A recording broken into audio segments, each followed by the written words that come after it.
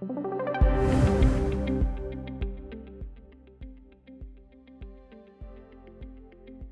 everyone, I am Brahmi Kapasi and you are most welcome to Wealthy's YouTube channel. Let's check out कि ये ESOP होता क्या है और क्या हमें ESOP में पार्टिसिपेट करना चाहिए। ESOP stands for Employee Stock Option Plan, जहाँ पे एम्प्लॉयज़ को बेनिफिट मिलता है ओनरशिप इंटरेस्ट का, यानी कि जो हम कंपनी में काम कर रहे हैं या जॉब कर रहे हैं वो कंपनी हमें उस कंपनी के शेयर्स दे रही है लो कॉस्ट पे। फॉर एग्जांपल, अगर मैं रिलायंस कंपनी में जॉब कर रही हूँ तो Reliance will offer me Reliance shares at a low cost then current market price. जब भी कंपनी ESOP प्लान लेके आती है तभी कुछ टर्म्स के अक्रॉस आते हैं हम, जैसे कि grant date, vesting period, exercise date and so on. Let's check कि ये सब होता क्या है। सबसे पहले हम ESOP को एकदम सिंप्लीफाई में समझे तो ESOP stands for employ stock option plan, जहाँ पे अपना एम्प्लॉयर जो है वो अपने एम्प्लॉयज़ को खुद की कंपनी के शेयर्स दे रहा है at a low cost then the current market price. Grant date का मतलब होता है जहाँ पे एम्प्लॉयर और एम्प्लॉय दोनों एग्रीमेंट साइन कर रहे हैं कि आप लेटर डेट पे, मतलब कोई भी पोस्ट डेट पे आप कंपनी के शेयर्स बाय कर सकते हो अंडर ESOP प्लान।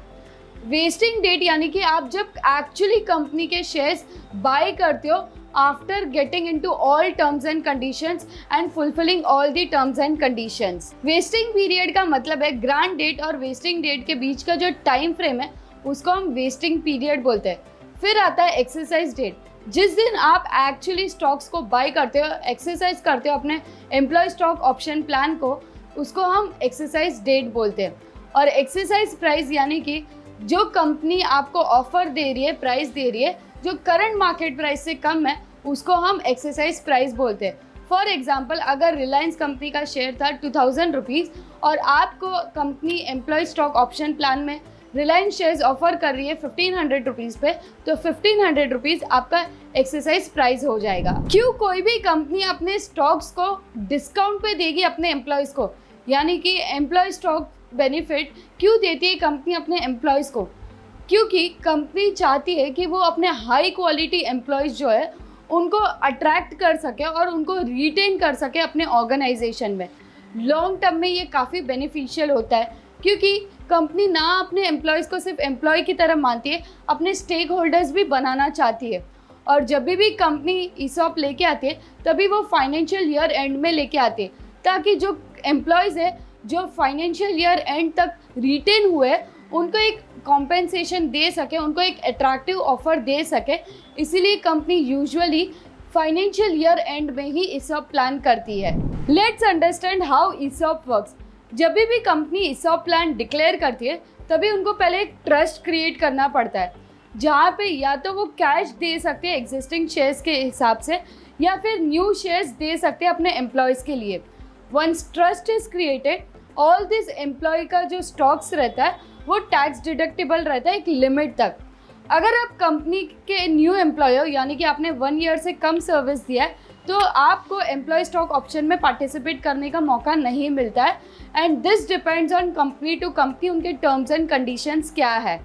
एंड अगर आपको कंपनी के एम्प्लॉय स्टॉक ऑप्शन प्लान में पार्टिसिपेट भी करना है तो यहाँ पे कुछ प्रोपोर्शन के हिसाब से आपको स्टॉक्स मिलते हैं, यानी कि आपके कंपेंसेशन के हिसाब से आपके कितने ईयर्स ऑफ सर्विस हुए। वेरियस मेथड्स रहते हैं कैलकुलेट करने कि आपको एम्प्लॉय स्टॉक में कितना स्टॉक्स मिल सकता है। एज एन एम्प्लॉय हमें क्या बेनिफिट मिलता है ESOP से? सबसे बड़ा बेनिफिट यही है, अगर कंपनी फाइनेंशियली स्टेबल है और फंडामेंटली स्ट्रांग है तो हमें वो कंपनी का शेयर मिल रहा है, वो भी डिस्काउंटेड प्राइस पे, ऑफर प्राइस पे, एक्सरसाइज प्राइस पे, यानी कि करंट मार्केट प्राइस से कम प्राइस पे हमें वो शेयर्स मिल रहा है, जो कि बहुत अच्छा बेनिफिट होता है। सेकेंड बेनिफिट है कि यहाँ पे हमें जब ESOP मिलता है तब हमें उस पर कोई टैक्स नहीं भरना पड़ता है। बट डेफिनेटली अगर आप ESOP को सेल ऑफ करते हो तो उस पर जो भी कैपिटल गेन होगा उस पर आपको टैक्स भरना पड़ेगा as per long term capital gain या फिर short term capital gain tax. और सेकेंड इसमें ये भी आता है कि अगर आप रिटायरमेंट एज से पहले ESOP को तोड़ देते हो, सेल ऑफ करते हो, तो आपको 10% पेनल्टी भी लगती है।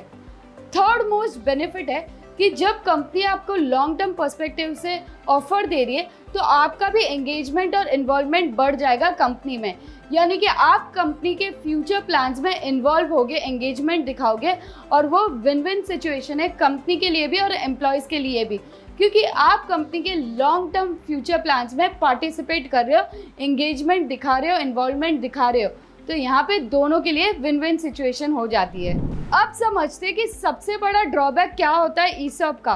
सबसे बड़ा ड्रॉबैक है एम्प्लॉय स्टॉक ऑप्शन प्लान का कि हम हमारा सैलरीज, वेजेस, इंश्योरेंस सब बेनिफिट एक ही कंपनी से ले रहे हैं, और हम हमारा रिटायरमेंट सेविंग्स यानी कि ईसॉप भी हम यहाँ से ही करवा रहे हैं। इसका मतलब है कि कल जाके अगर कंपनी कोलैप्स हो जाती है या कंपनी बैंकरप्सी में जाती है तो हमारा पूरा सेविंग्स और पूरा लाइफ टाइम का जो भी पैसा है वो पूरा ट्रैप हो जाएगा। फॉर एग्जाम्पल, एनरॉन कंपनी जब कोलैप्स हुई थी तब सारे एम्प्लॉयज़ का रिटायरमेंट सेविंग्स वो खा गई थी, यानी कि एम्प्लॉयज़ को कुछ भी बेनिफिट नहीं मिला था। तो अगर आप ऐसी कंपनी में काम कर रहे हो जिनके फंडामेंटल्स, फाइनेंशियल्स अच्छे नहीं हैं, तो फिर आपको वो सारी कंपनीज़ के ईसॉप में पार्ट नहीं लेना चाहिए। वो कंपनी से आपको दूर रहना चाहिए। एम्प्लॉयमेंट के लिए एक टाइम के लिए ठीक हो सकता है, बट अगर आप स्टेक होल्डर बन रहे हो यानी कि आपको वो कंपनी पे भरोसा है, अगर वो कोई कंपनी नहीं है या स्टार्टअप है या कोई ऐसी कंपनी है जिनके फाइनेंशियल्स और फंडामेंटल्स अच्छे नहीं हैं, तो आपको ऐसी सारी कंपनीज के ईसॉप में पार्टिसिपेट नहीं करना चाहिए। अब समझते हैं कि कौन कौन से एम्प्लॉयज़ कवर्ड रहते हैं ईसॉप प्लान में। कोई भी परमानेंट एम्प्लॉय अगर इंडिया में काम कर रहा है या आउटसाइड इंडिया काम कर रहा है, उनको ईसॉप बेनिफिट मिल सकता है। अगर कोई भी डायरेक्टर है, होल टाइम डायरेक्टर या part time director but not an independent director, उनको भी ईसॉप का बेनिफिट दे सकती है कंपनी। अगर कोई भी सब्सिडरी कंपनी है जिनके परमानेंट एम्प्लॉयज़ है इंडिया या फिर आउटसाइड इंडिया, उनको भी ईसॉप का बेनिफिट मिल सकता है। अब समझते हैं कि ईसॉप प्लान में किसको बेनिफिट नहीं मिल सकता है। सबसे पहले आता है प्रमोटर। अगर कंपनी के कोई भी प्रमोटर है या फिर प्रमोटर ग्रुप्स है तो उनको ईसॉप का बेनिफिट नहीं दिया जा सकता है। अगर कोई भी एम्प्लॉय या डायरेक्टर है या उनके रिलेटिव्स के पास 10% से ज़्यादा स्टेक होल्डिंग्स है वो कंपनी की, तो उनको ईसॉप का बेनिफिट नहीं दिया जा सकता है। क्या ईसॉप हम एम्प्लॉयज़ के लिए बेनिफिशियल होता है? ईसॉप एक रेम्यूनरेशन जैसे काम करता है, कंपनी का लिक्विडिटी भी मेंटेन रहता है, और लॉन्ग टर्म में जो एम्प्लॉयज़ लॉयल है कंपनी के लिए, मतलब कि लॉन्ग टर्म में काम कर रहे हैं एम्प्लॉयज़, काफ़ी साल अपना दे रहे हैं, उसके लिए एक रिवॉर्ड प्रोग्राम जैसे काम करता है। जो भी स्टार्टअप्स रहते हैं वो यूजुअली अफोर्डेबल सैलरी नहीं दे पाते अपने एम्प्लॉयज़ को, तो वो एज अ रिवॉर्ड देते हैं ईसॉप को, एंड इसमें लॉन्ग टर्म बेनिफिट रहता है कंपनीज़ के लिए भी और एम्प्लॉयज़ के लिए भी। तो अगर आप कोई भी कंपनी में हो जहाँ पे आपका प्लानिंग है कि आप 10 इयर्स 15 इयर्स काम कर सकते हो एंड अच्छे पोजीशन मेंटेन रख सकते हो, तो आपको ईसॉप प्लान में ज़रूर पार्ट लेना चाहिए।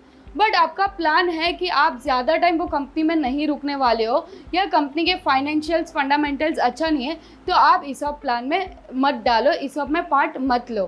Thank you for watching out this video with so much of patience and knowledgeable लगा तो लाइक, शेयर और सब्सक्राइब ज़रूर करना। Thank you. जब हेल्थ की बात आती है तब डॉक्टर की याद आती है, पर जब वेल्थ की बात आती है तब किसकी याद आती है? क्या फाइनेंशियल मार्केट में इंटरेस्ट रखते हो? क्या आप अनलिमिटेड अर्निंग पोटेंशियल वाला बिजनेस विद जीरो इन्वेस्टमेंट ढूंढ रहे हो? क्या आप CA, LIC agent, stock broker, banker या म्यूचुअल फंड डिस्ट्रीब्यूटर हो और आप अपने क्लाइंट्स की वेल्थ प्लानिंग करके अर्न करना चाहते हो, तो आप वेल्दी के वेल्थ पार्टनर बन सकते हो, जहां पर आपको 150 plus financial products, full training, full support और टाइमली पे आउट मिलेगा। तो सोचो मत, बस डिस्क्रिप्शन में जाओ और ऐप को डाउनलोड करो, और हाँ, यहाँ पर आपको ₹1000 का बोनस अमाउंट भी मिलेगा on your first sale in the app. So think wealth, get wealthy. Thank you.